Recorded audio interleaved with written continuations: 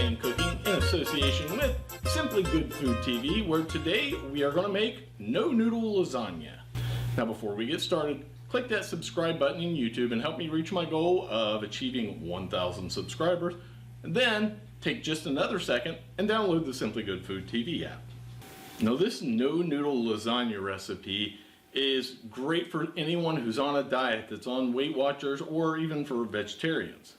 This is called No Noodle Lasagna because I replaced the noodles with zucchini, yellow squash, and eggplant. Now those flavors really combine well, and you really don't even notice that the noodles are missing. Quite honestly, it has a much different flavor profile than what you'll see in a regular lasagna. Also, this recipe uses the simple red sauce that we made in episode 85. So if you did make some of that sauce and freeze it, get it out of your freezer now because you're going to need it here in just a few minutes. So with that, let's get started and take a look at our ingredients. Let's take a real quick look at the ingredients for our No Noodle Lasagna. Taking the place of the noodles, we have 1 eggplant, 2 little small zucchini, and 1 small summer squash. Of course, this being a lasagna, we gotta have sauce. We're using 4 cups of the simple red sauce that we made in our previous video. Our other ingredients are 3/4 of a pound or 12 ounces of part skim low fat ricotta cheese. We also have 8 ounces of part skim shredded mozzarella and 1/4 cup of shredded Parmesan, 1 egg, and 2 tablespoons of, this is lightly dried basil. I'm going to move a few things around, get out my mandolin, and we're going to get through this prep real quick. All right, let's get started on our noodle substitute, or our vegetables here. So I've got 1 eggplant. Just going to pop the ends off it. I do the same thing with our summer squash and our zucchini. Now I've got my mandolin out. You can see that sitting right here next to me. I have it set to 1/4 inch. If you don't have a mandolin, you can slice these by hand. It's going to take a little bit more skill to do it by hand. I don't trust myself. I'd cut my hand off. All right, so my mandolin is set for 1/4 inch. All we're going to do is be very careful when you use your mandolin. I've shaved the skin off my fingers. It's not fun. So just hold your vegetable flat. Your first couple slices may not come out the way we want, but that's okay. But all we're going to do is, with all of our vegetables, cut them at 1/4 inch like so. This mandolin, for some reason, my vegetables always catch underneath. It drives me crazy. But we're going to do that with our summer squash, with our zucchini, and with our eggplant. Now I'm going to do the rest of these off camera because, you know, as exciting as it is to watch somebody work a mandolin, I think you got the point. Everything gets cut at 1/4 inch. Then what you do, take some sheet pans, spray them liberally with some cooking spray, some non-stick cooking spray, and then just lay your vegetables out on your pan. You can put them right up against each other, just don't overlap them. And what we're going to do are, these are going to cook for 8 minutes at 400 degrees. Pull them out, flip them over, throw them in for another 7 minutes. Do not cook them any longer than that. You cook them any longer than that, they're going to get mushy, and we want them to still have a little bit of bite. We want al dente noodles, so treat your vegetables like you treat your noodles. I'm going to go ahead and finish getting these all laid out and get them in the oven. So remember when I said in the last scene to be real careful of your mandolin? Well, mine bit me, so I had to stop and put on a Band-Aid. My wife did that. My wife serves mini roll. She's the sous chef, the director, the producer, and also now she is first aid. So now what we're going to get ready now is kind of the filling. You know, with some lasagnas that you make, folks will use a ricotta between the layers. Well, that's kind of what we're getting here, but we're going to do a little bit of a lower calorie version of that. So I've got my 3/4 pound of ricotta cheese, and this is part skim low fat ricotta. So that goes in our bowl. 1 egg beaten in the bowl. We're going to put our 2 tablespoons of lightly dried basil. And this is just, I bought this basil, it came packaged lightly dried. If you're going to use the completely dried basil, I'd back it off to probably 1.5 tablespoons. If you're using fresh basil, keep it at the 2.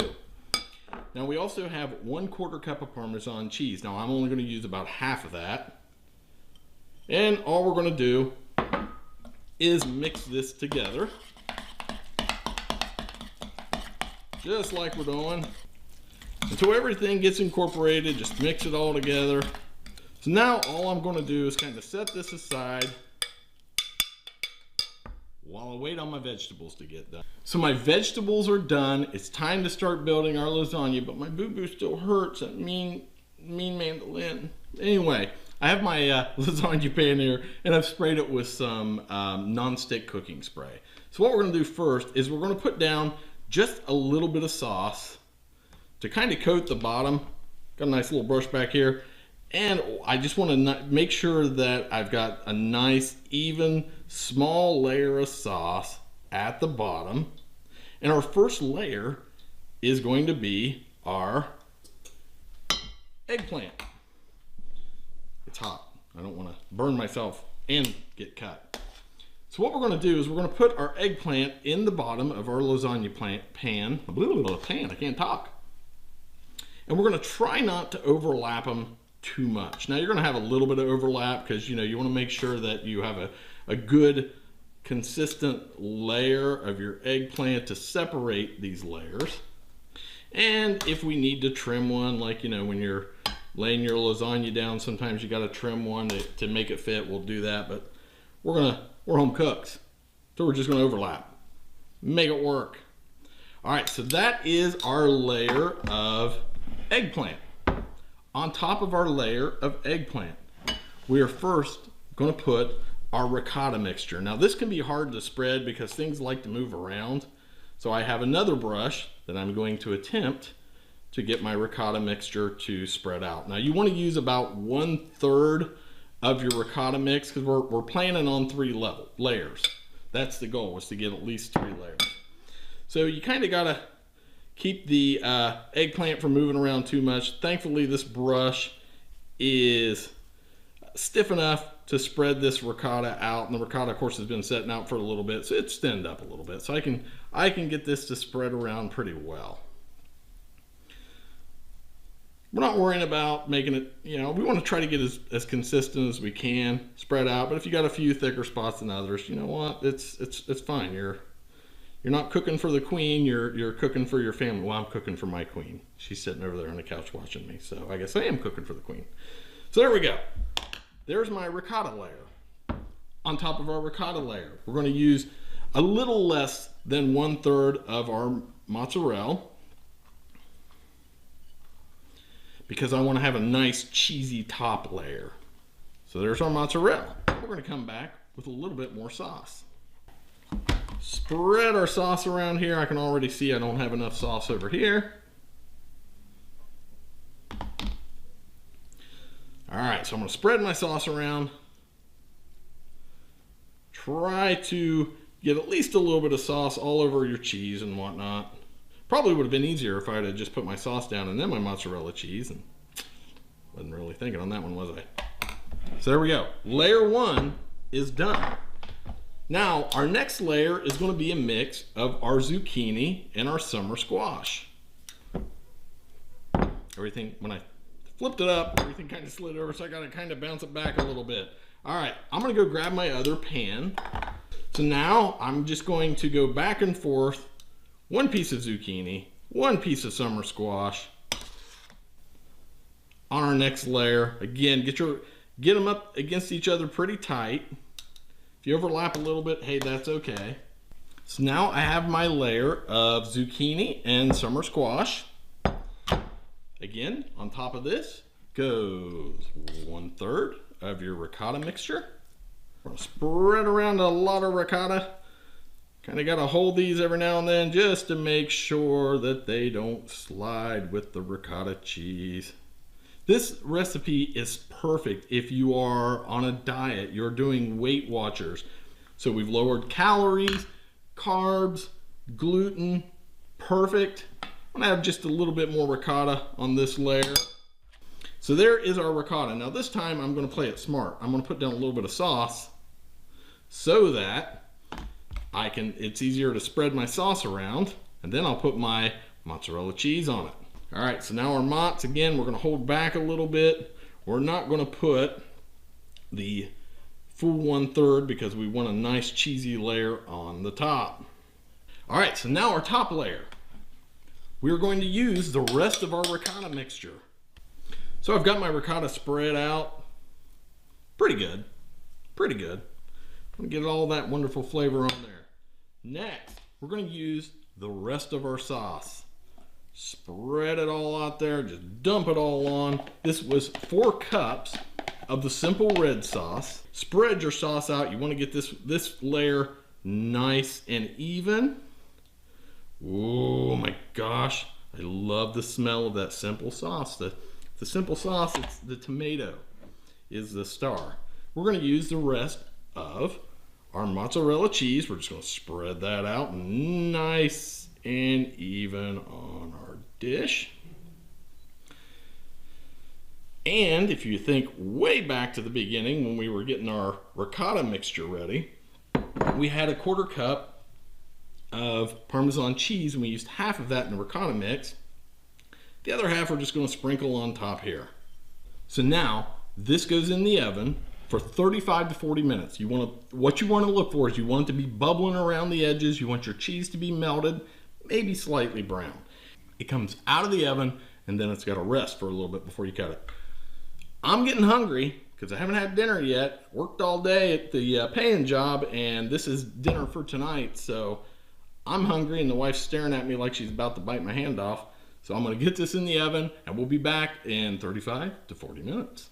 I just checked my oven real quick and the No Noodle Lasagna is done. So I'm gonna grab it and we're gonna get it out here to rest.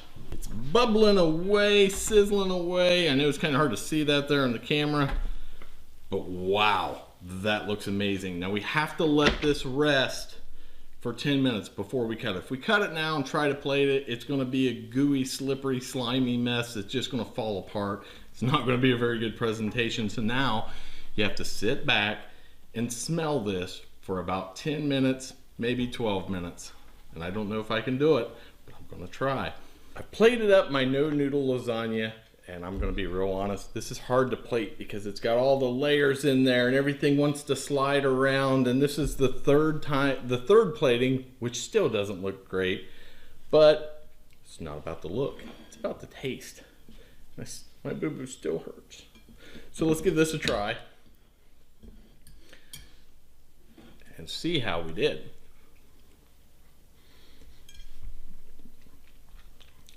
I love this dish. We've probably made this, what, honey, 4 times now? And it is so low in calories, so healthy. You could use a store-bought sauce. But if you use a store-bought sauce, you're going to increase your points because there's always sugar in store-bought sauce. So that homemade red sauce, perfect, that simple red sauce. You do not miss the noodles. You do not miss the pasta in this. The eggplant, the squash, the zucchini. I mean, it's like, they literally taste like an al dente noodle. And you don't miss them in this dish. It's good. The one thing I'm missing that I really would love to have right now is a piece of my homemade bread with butter smeared all over it. But that kind of goes against what this dish is all about, is low calorie. The sauce tastes great. It's not overpowering. It's not over seasoned. The ricotta cheese, the Parmesan cheese, all those flavors are coming through because no flavor in this is overpowering any other flavor. So completely complementing each other. Love this dish. Really recommend it. Give it a shot and let me know in the comments or by email how you did, what you thought. And with that, thank you so much for watching POV Italian Cooking. Don't forget to follow us on Facebook, Twitter, Instagram, Google+. But most importantly, click that subscribe button in YouTube and download that Simply Good Food TV app. I want to thank you guys so much for watching, and ciao.